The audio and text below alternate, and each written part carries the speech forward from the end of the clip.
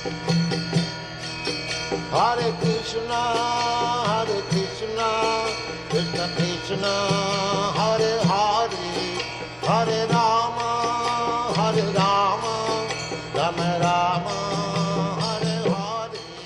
Hare Krishna and welcome to this special edition. Today, we honor and reflect on a deeply spiritual milestone in Mauritius, the 50th anniversary of the visit of His Divine Grace A.C. Bhakti Vedanta Swami Prabhupada, the revered founder Acharya of the International Society for Krishna Consciousness, commonly known as ISKCON.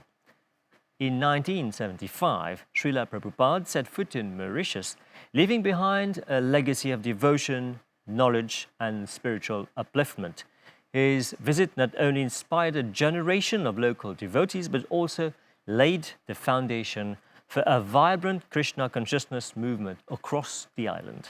And to help us understand the importance of this golden jubilee and share personal insights about Srila Prabhupada's mission, we are deeply honored to welcome to our studio His Holiness Bhakti Chaitanya Maharaj, an eminent spiritual leader, scholar, and disciple of Srila Prabhupada.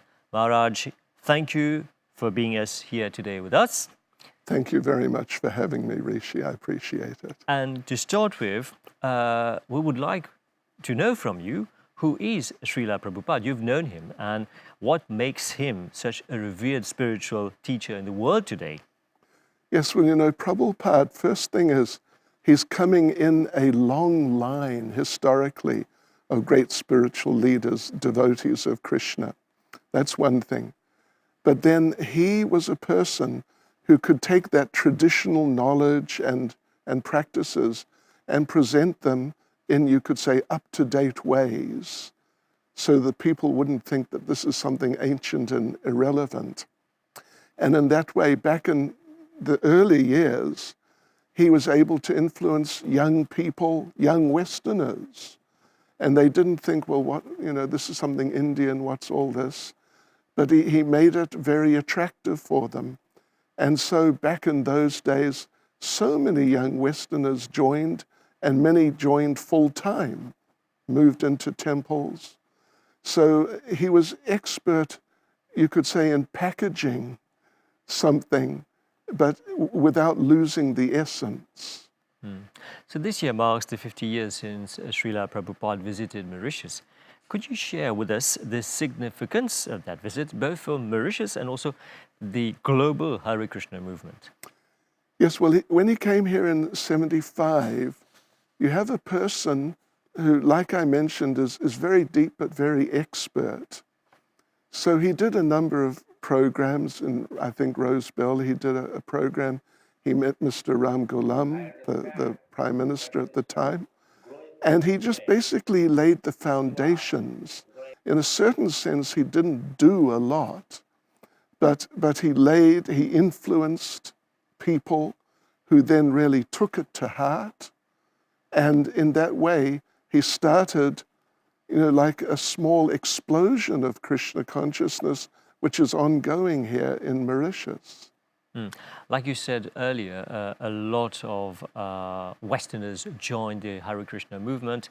Young people, you said, you were yourself young when you joined that. Do you have any personal memories or stories related to Srila Prabhupada that you would like to share with our audience? Well, the first time I saw him was April 1972 at Auckland University, New Zealand, where I'm from originally. And he did a program there in the university, and he appealed to the students really nicely.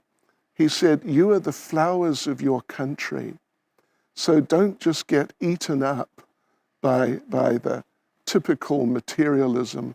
Look a little deeper into things, see the connection with Krishna, with God, and put Krishna into your life, give him a place in your life."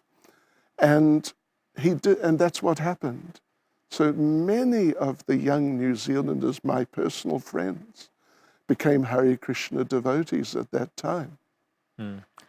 Maharaj, so We know today ISKCON is a vibrant movement globally. At that time, 50 years ago, how did Srila Prabhupada come to know about a small island, Mauritius, and what was his vision for this island nation? Well, he was invited by Mr. Ram Ghulam, actually, by the then Prime Minister. Yes, who had heard of him. He was already a household name.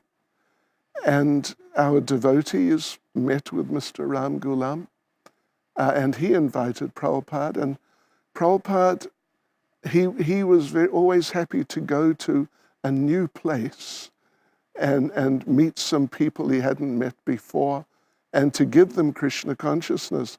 So he was ready to go everywhere. And he went practically everywhere, actually, and he made an impact wherever he went. So Srila Prabhupada was promoting Krishna consciousness, so promoting the teachings of Lord Krishna and taking people into spirituality and the spiritual path. So what was the spiritual and social impact of his visit in 1975 on the Mauritian people? Well, the main impact directly was that he influenced certain people in this country, even Mr. Ram Ghulam himself, to take it seriously. He only came once, it was only for a few days, but some of the local people, they really took it up. So now the movement has really grown, it's swelled in the last 50 years from just, a couple of foreigners to thousands and thousands of local Mauritian people, because they can see this is something from our Indian tradition, but presented in really meaningful ways, relatable ways that are interesting, and they give a real result of happiness and inner peace when you take to it. Okay, that was the impact he made while his visit. Now, how did devotees receive him, and how did ISKCON grow in the years following his visit?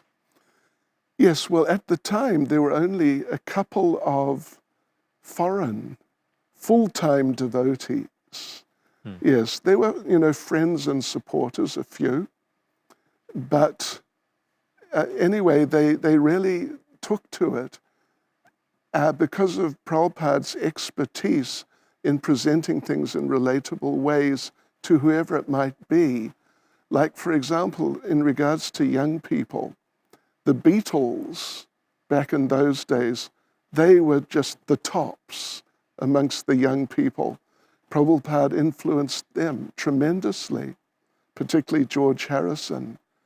And he was able to do things like that, influence important and influential people to really take an interest and start taking it up. Like you say, young people were really influenced by Srila Prabhupada, like you said, the Beatles, George Harrison. And in today's world, do you see young people interested in spirituality, even not ISKCON, but spirituality? Do you see young people interested in that? Is it essential to have some kind of spirituality in your life? Yes, sure. There's a lot of difficulty in the world these days, the wars and all sorts of things. And a lot of people, including a lot of young people, are thinking, what to do for myself, for my future. And spirituality, and Krishna consciousness specifically, has really a lot to offer in that regard. So therefore, for example, in India, our movement has literally exploded. There are millions of people involved. Like in Delhi, we have 9 or 10 big temples that we've built. So yeah, there's great impact. And a lot of young people have gotten involved in India and just all over, and are continuing to get involved more and more. So today, ISKCON is a worldwide movement, and what do you think were or are the key principles or values that enabled it to spread so widely in such a short span of time? Yes, the thing is that spiritual life, sometimes people think that spiritual life religion is just, for old people. But actually, it's very relevant in the sense that in this difficult world, whatever you're doing as an occupation, if you add Krishna consciousness particularly to it, then you can deal with the difficulties that are there, and you can be very happy. You can be very happy in doing whatever you're going to do in terms of occupation. So Prabhupada was really expert at that, helping people to see how they could apply Krishna consciousness to their own situations without having to do something like really esoteric and just too different and socially unacceptable or something like that. So that's going on nowadays because life, all the wars and Mr. Trump and everybody, it's not easy. So to give a real balance to your life in this world nowadays, a lot of people are seeing how Krishna consciousness, spiritual life in general, makes just a great addition to the sort of normal things, regular things everyone does. Your Holiness, Srila Prabhupada emphasized on Bhakti Yoga and devotional service. Could you briefly explain these concepts for our viewers? Yes, well, Bhakti Yoga, devotional service, they're synonyms, you could say. Yoga means to link with God, and Bhakti means through devotion. So the thing is that whatever a person is doing, it is possible to adapt that in terms of doing it, or at least to some degree, as a service to the Lord. And if we take the Beatles and George Harrison and many others like him, that's what they did. He did music about it, which was top of the hit parade. So it just takes a little thought and a little guidance to see how to adapt one's occupational situation to add something spiritual to it, and in that way make things your own life much nicer, and to make you much happier. And for that, do you think people should read the scriptures, Bhagavad Gita, for instance, also take lectures and understand and inspire themselves from orders that have been written and said by spiritual leaders like Srila Prabhupada? Yes, well, our main book, scripture, is Bhagavad Gita, which is known all over the world, particularly amongst Indian people. But the thing is, we don't just give people the Bhagavad Gita, but with Prabhupada's explanations and comments. And with that comes help in applying it. Otherwise, that knowledge can be a little difficult to really assimilate and what to speak of apply for so many people.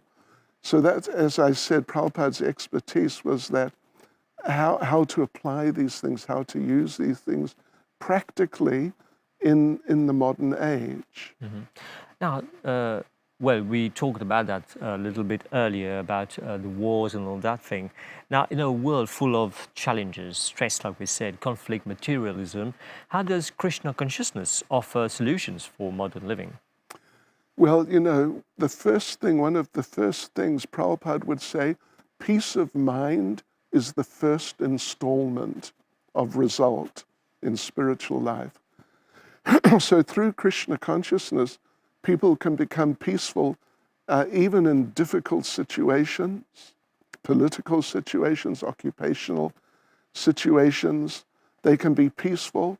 They can become strong enough not to be just emotionally overwhelmed by the situations they face in life, and to deal with life in their own lives in constructive ways, but with a spiritual perspective.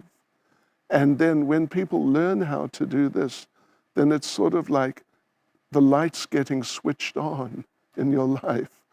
And life becomes much more manageable and understandable.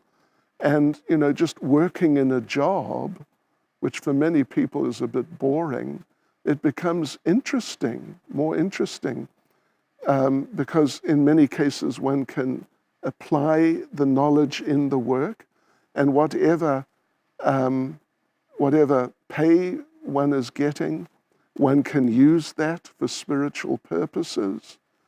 So in this way, these are great additions made to people's lives. So, Your Holiness, we understand that detaching from materialism doesn't mean like leaving your job, leaving your house, leaving your family. It's like living with them, but in a different way. That's right. Bhagavad Gita, what is it? It's Arjuna doesn't want to fight, although he's like a career soldier, but he doesn't want to fight. Krishna convinces him, you must fight, but for a spiritual goal, not just to win and get a kingdom, something like that.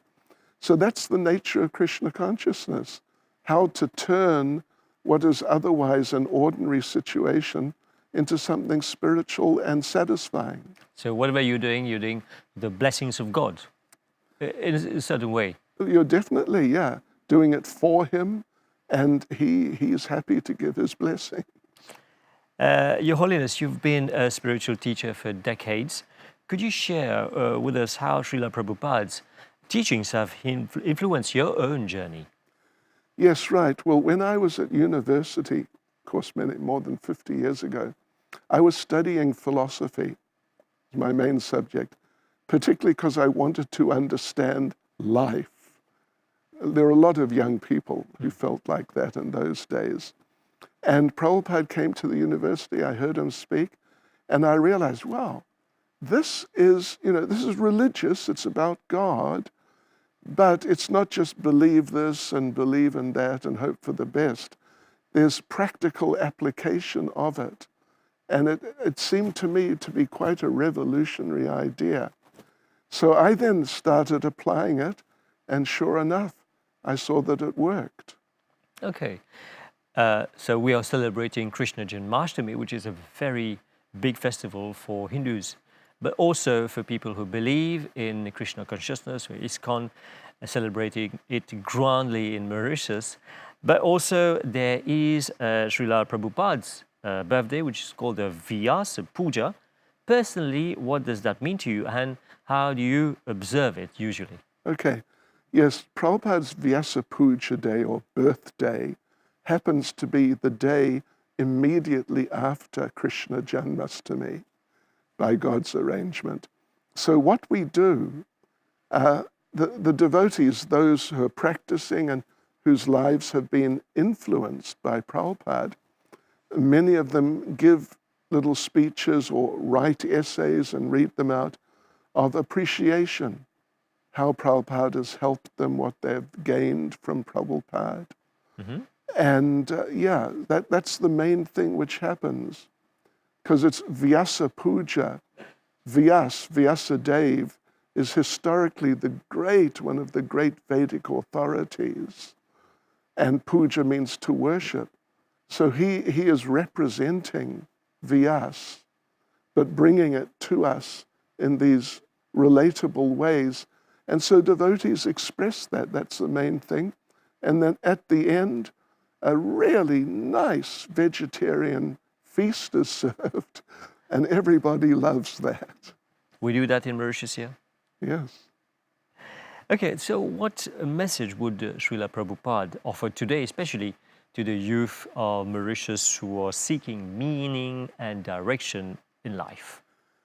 Here in Mauritius, we have many young people involved, many young people.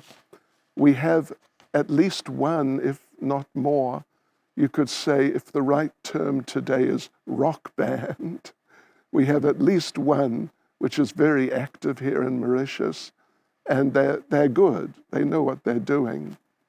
So, the thing is, what people should do is, as they're able, they should get involved, even if it's just coming once a week or once a month or just on festival days, just get involved.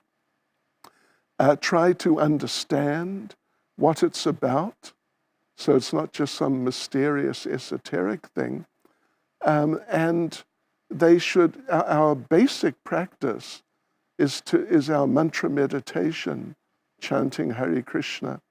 We would recommend that people from the top of society down to just everyone should start chanting Hare Krishna, doing this mantra meditation, and seeing how they benefit from it. And in this way, you know, Mauritius has improved a lot since Prabhupada was here. You know, when we arrived, I arrived yesterday at the airport, we were greeted so nicely by the people who stamp your passport. Okay. You know? So yes, the Krishna consciousness has already made a big impact on society, beneficial impact in Mauritius. And if we keep on in the ways that I'm mentioning, it will continue to develop from just a couple of people 50 years ago to now, I don't know how many thousands, but many thousands in Mauritius. And it'll keep on growing, and people will become happier and happier. Your Holiness, you know today people are so connected on the internet, mobile phones, their laptop, on a social network. So would that be also a good way to connect to them, to reach out to them, and just like your messages you're circulating, you're bringing here Mauritius in the ISKCON centers, and would that be also a way, a means to reach out to the people, not only the young people, because everyone today is connected to social networks? You know, we have many specialists in social media. Frankly, I happen to be one of them. Every day I'm online, and hundreds of people are there doing mantra meditation with me, listening to what I say. So yeah, I know social media often has a bad name. Some people get, you know, into bad situations, get abused online. But like anything, it can be used nicely. So yeah, we have some real experts making wonderful presentations in many places around the world. So yeah, look it up on Google. Look up Hare Krishna on Google and tune in to some of these programs online. So before parting, Your Holiness, one last question. Finally, 50 years we're celebrating the visit of Srila Prabhupada here, visit to Mauritius here. If he were physically present and here watching what's going on in Mauritius, what would he say after these 50 years? Right, sure. Well, you know, in a certain sense, we would say that spiritually he's still here. But anyway, otherwise, I'm sure he would be extremely happy, because from two foreigners 50 years ago, there are, I don't know how many tens of thousands of Hare Krishna devotees, not living in the temple so much, but they're at home, they're working, they're business people, etc. So the movement has developed tremendously. We have, I think, 15 major centers now around Mauritius, one beautiful one coming up just down the road. And so I'm sure Prabhupada would be or is extremely happy. So we're reaching the end of our program. Your Holiness, thank you very much for enlightening us here and the heartfelt memories of Srila Prabhupada. And on behalf of the MBC and all our viewers, we extend our warmest thank you to Your Holiness Bhakti Chaitanya Maharaj. So Hare Krishna, and thank you very much. Goodbye. Hare Krishna, Krishna Krishna,